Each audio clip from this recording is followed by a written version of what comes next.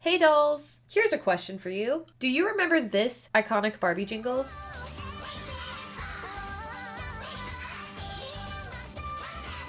Whoa, oh, oh. It's already stuck in my head. Now, would you believe me if I told you that this song is 10 years old?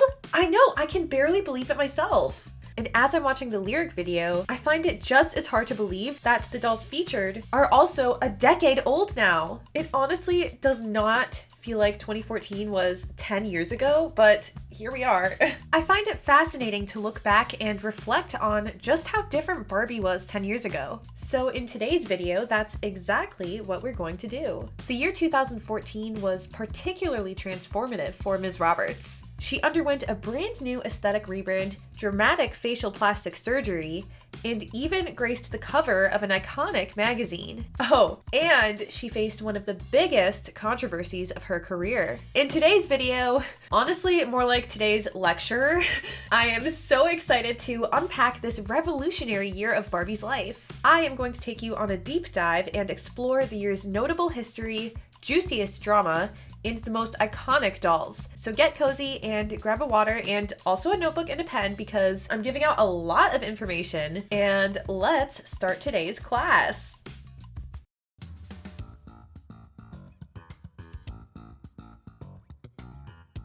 Allow me to set the scene of Barbie world in the early 2010s. I can do so with 3 descriptors: glam, hot pink, and sparkles. Your typical doll was adorned in a tight, shiny dress with some garish pattern that didn't continue to the back side, an asymmetrical shoulder, and an oversized, weirdly placed bow. She caked on her makeup with color palettes usually consisting of bright blues, vivid violets, punchy pinks, and gritty grays, topped off with extra mascara and glittery lips. It was fairly difficult to find dolls without this look, but in 2014, these iconic aspects were gradually phased out, and simpler, friendlier features took their place. Barbie slowly adopted the look of a relatable girl next door. The abrasive colors were replaced with more neutral tones. Barbie began to opt toward more approachable design choices like polka dots, longer flared skirts, printed positive affirmations, and pastels. In other words, a complete 180 of her previous style. This aesthetic shift was far from Barbie's only change of the year. Her face also received a complete makeover that coincided with her friendlier appearance. For the first time in over 10 years, Barbie switched over to a brand new face mold, the Millie Sculpt. This, too, was a gradual transition. Some of the dolls to use this face mold, like Cut and Style Princess Barbie and Endless Curls Barbie, have 2 released versions, one with the Millie face mold and one with its predecessor, the CEO Sculpt, also known as the Generation Girl Sculpt.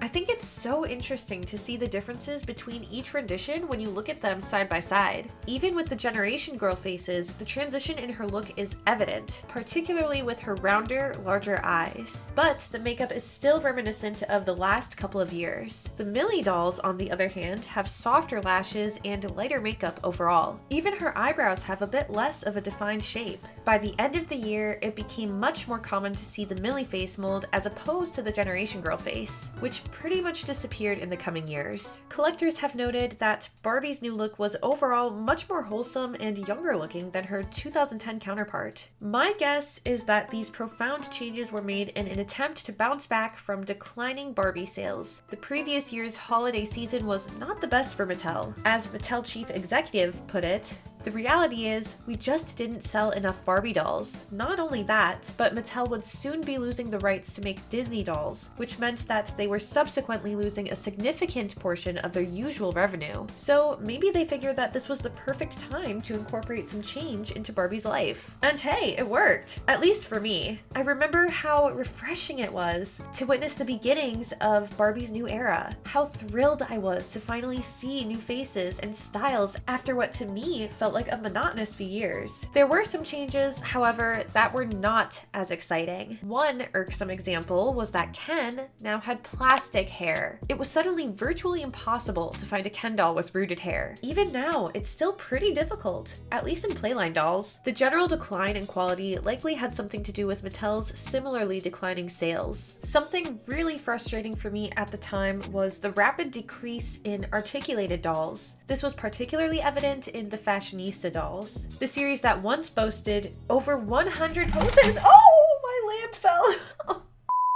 The series that once boasted over 100 poses was now reduced to 5 sad points of articulation. And don't even get me started on their bizarre poses. Who stands like that? Okay, let me show you this. Their limbs were all permanently bent at these wacky angles. I don't know why this gets me so heated, but I just don't know what they were thinking with these poses. Speaking of the Fashionistas, 2014 was a prominent turning point for this line. As I said, in years prior, the Fashionistas prided themselves with their extensive articulation. Furthermore, the Fashionista line previously consisted of Barbie and her friends, like Nikki, Teresa, Summer, and Raquel.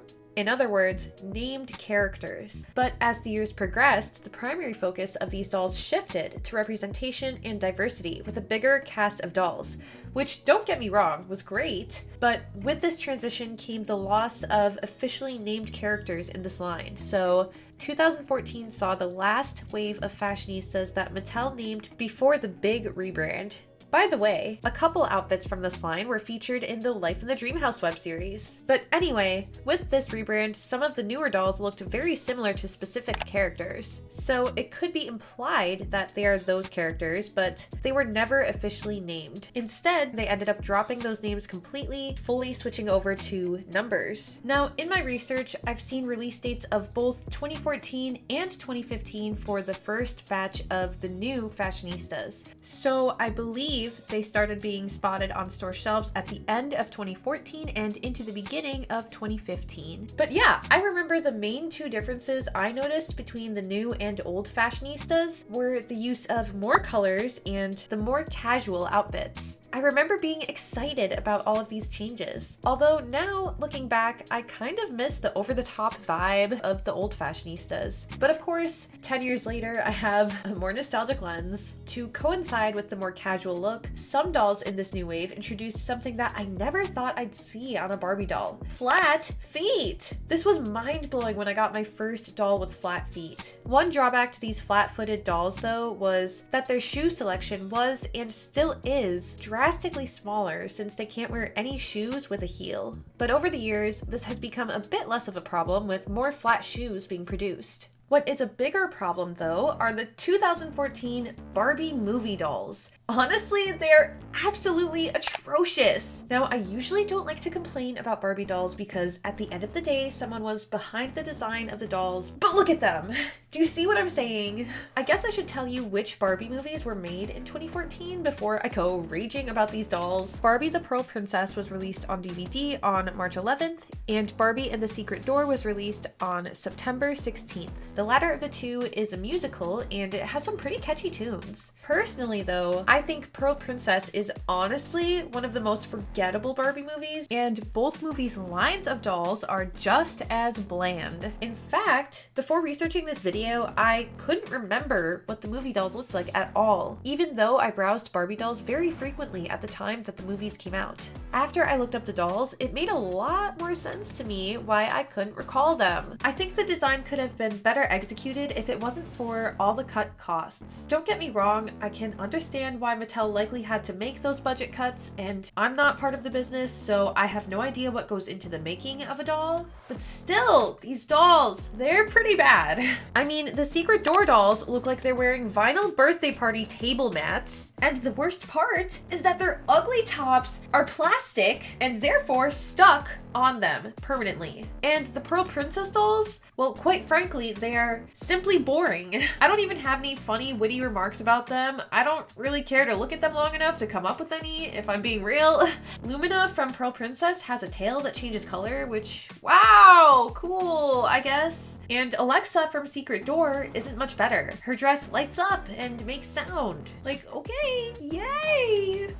I will say Nori and Romy can transform into their respective mermaid and fairy forms, so that's cool, I guess. But overall, 2014 was really not the best year for movie dolls. The decline in quality, like I mentioned earlier, can definitely be seen here. But don't worry, it wasn't all doom and gloom in 2014. There were some incredible and iconic dolls from this year. Now, I don't really like to complain about Barbie dolls too much on this channel, and I can't wait any longer to talk about this next doll line, so let's get right into it. Let's look at the Barbie style Glam Luxe dolls. This is my absolute favorite series that was introduced in 2014, and honestly, one of my favorite doll lines of all time. I will never forget that magical moment I saw these dolls for the very first time. I had no idea they were coming out. I just saw them randomly one day at the store, and I instantly noticed so many qualities that this collection possessed that other Playline dolls lacked. The style dolls were fully articulated, they each had detailed layered outfits and rooted eyelashes, literally everything I wanted in a Barbie and more. I made a whole video discussing the Barbie style dolls in way more detail a couple of years ago. It's pretty old, but the information still stands, and it's actually the very first episode of my mini-series Dolls That Deserve More Hype, which you can find in the card if you're interested. But anyway, the Barbie style line was a breath of fresh air and a glimmer of hope in what was so far a pretty bleak year for Barbie, in my opinion. Similar to the fashionistas, some Barbie-style Glam Luxe outfits were also featured in Barbie Life in the Dream House.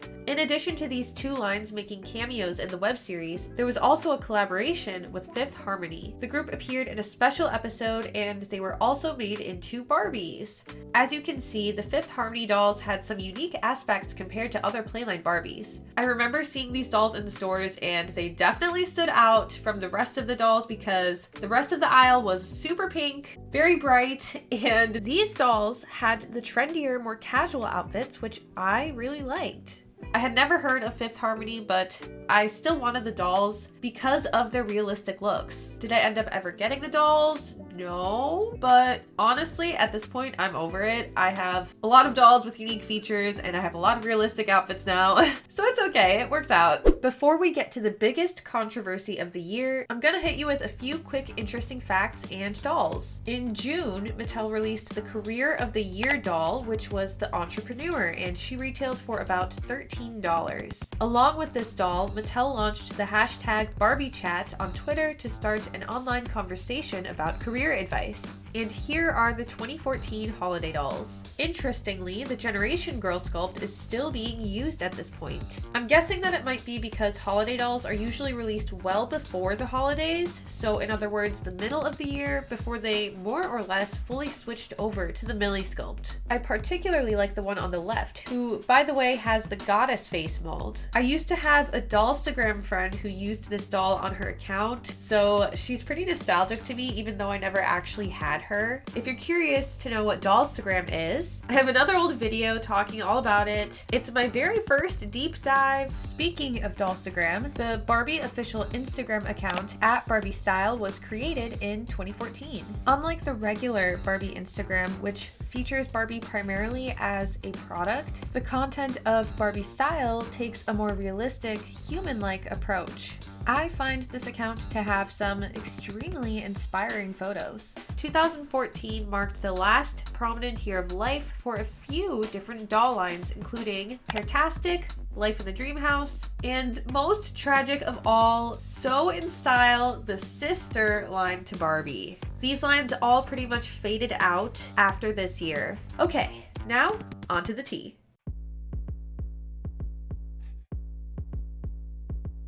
The collaboration between Barbie and Sports Illustrated got a lot of people talking, for better or for worse. On February 18, Barbie appeared on a promotional cover wrap of the 50th anniversary of the Sports Illustrated Swimsuit Edition magazine. Not only that, but a Target exclusive doll was also released, retailing for about $20. In this campaign, Barbie coined the hashtag unapologetic. Apparently this word was frequently used in Mattel's internal conversations, so that is what inspired this particular catchphrase, or catchword? A Mattel statement explains, as a legend herself and under constant criticism about her body and how she looks, posing gives Barbie and her fellow legends an opportunity to own who they are. Supporting this statement, a Mattel spokeswoman noted, in essence, Barbie is always asked to apologize for what she looks like, and the message there is to be unapologetic. This concept of being unapologetically authentic deeply resonated with me when the collaboration first released, and it still does to this day. I've never forgotten that message. It's stuck with me this entire time. I think that it's a beautiful and important message, but evidently not everyone would agree with that. The main conversations regarding this doll and cover shoot surrounded Barbie's body, of course. What was meant to be an inspiring campaign turned into a heated debate centering her body. People criticized Barbie, who had been known for having controversies about her body, for being part of a magazine that they believed to diminish women to just their bodies. Now, keep in mind, I have not read this magazine, so I don't know. This is just what I've researched. But common criticisms were that the magazine overlooked Barbie's inspiring values and simplified her to just her looks and her, quote, unrealistic figure. Which, yeah, it's unrealistic. She's not real and was never meant to be. Side note, that's why I have this Sam and Mickey poster on my wall. I feel like this sums up the situation pretty eloquently. You can pause to read if you want, but I think the entire thing applies. But that's just my opinion. I know I also have some bias being a lifetime collector. But anyway, critics just focused on her looks versus what she can do. Some people believed that Barbie's partnership with the Sports Illustrated magazine could be, quote, potentially sending the wrong message to girls. Others noted that this was too promiscuous and inappropriate for a, quote, child's toy. One commenter on a blog article asserted, to me, this just proves Barbies are not really children's toys at all. Which all I can say to that is, yeah, good job! First of all, Barbies are for everyone, not just kids. Secondly, this is a collector doll and therefore aimed toward adult collectors. So thank you for reading the room and knowing your place. I'm sorry, but this gets me a little bit heated when people complain about Barbies being inappropriate for kids when they're adult collector dolls. Like, they're literally not intended for children. That's my problem with a lot of controversies. Like, people get mad that it's not appropriate for children when children are not the intended audience for all Barbies ever made. Adult collector lines exist. But anyway, that's a whole other tangent. Let's get back on track here. I believe that Barbie is more than her looks. That's what this entire campaign is about. But some people aren't willing to look past her looks. Like I said, I know I have some heavy bias regarding these debates as an avid Barbie collector, but I'm just putting my opinion out there. Now, Barbie actually responded to these criticisms. She literally wrote an entire essay. I found it to be very well said, almost poetic. I'll put some of it on the screen here for you to read. This collaboration was an attempt to reshape Barbie's image and ultimately improve declining sales. And it succeeded. Apparently, these dolls were a hit, half of them being sold out within just 2 days of release. Before I wrap up this lecture, I want to show you my very humble collection of dolls that I have from 2014. When I was younger, I used to have way more dolls from the year than I do now, and I believe this is about the only 2014 doll that I currently own. This is the Divergent Triss doll, and as you can see, she has a ton of customizations that I discuss in full detail in a different video, but the most obvious customization is the addition of her tattoos. She was on my holy grail list for many years before I got her last year, so she's very special to me. Now, I said this is about the only 2014 doll I have because I also have the Be Yourself Fashionista. Like I said earlier, I believe she's from late 2014, early 2015. Regardless, I'm including her. She too has a ton of customizations. She looks nothing like the original. I adore this doll. She's absolutely one of my favorites in my entire collection. I also have an unboxing of her on my channel. I'd really love to add some of the 2014 dolls that I used to have back to my current collection. And by some, I mostly mean the Barbie style Glam Luxe dolls. For now though, I'm grateful for my collection in general. Like, I have the coolest dolls, I really do. They're each so special to me. Also, this dress that I'm wearing is from the Endless Curls Barbie. I figured it was fitting for this video. Researching this video planted one main question in my mind. what's next for Barbie? I'm predicting that some big changes could be coming soon. Barbie receives a facelift about once every 10 years or so, right? And it's been 10 years since the switch to the Millie face mold. See what I'm saying?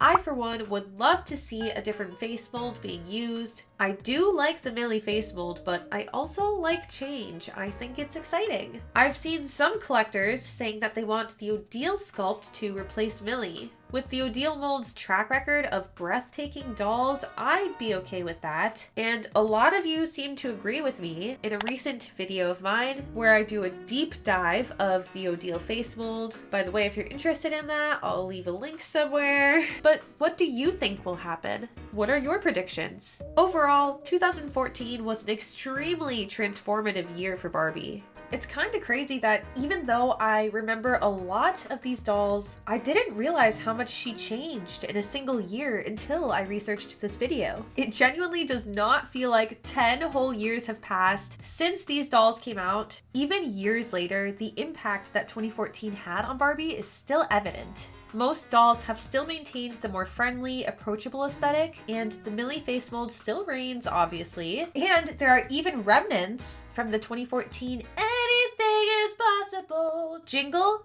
that can still be heard years later in the Dreamhouse Adventures theme. Right away, you can hear, "Whoa, oh, oh," which is a direct callback to the Fifth Harmony song. There are lyrics, literally anything is possible. These are some very direct references, and they all came from 2014. It all circles back. I just found this out and I thought it was super fascinating, so I had to throw that in there. But anyway, before you go, I have a few discussion questions for you. Do you have any 2014 dolls? And if so, which ones? Which was your favorite doll that you saw today? And which year do you think was Barbie's best and why? Let's talk in the comments. Thank you so much for watching this deep dive. If you feel like it, please give it a like and subscribe if you want for more Barbie deep dives and custom doll content. And check out my YouTube original series drama Mind Games. Also follow me on Instagram at MillieWillowsDoll for Barbie music covers, photography, and behind the scenes, and I will see you in these videos right here. Bye!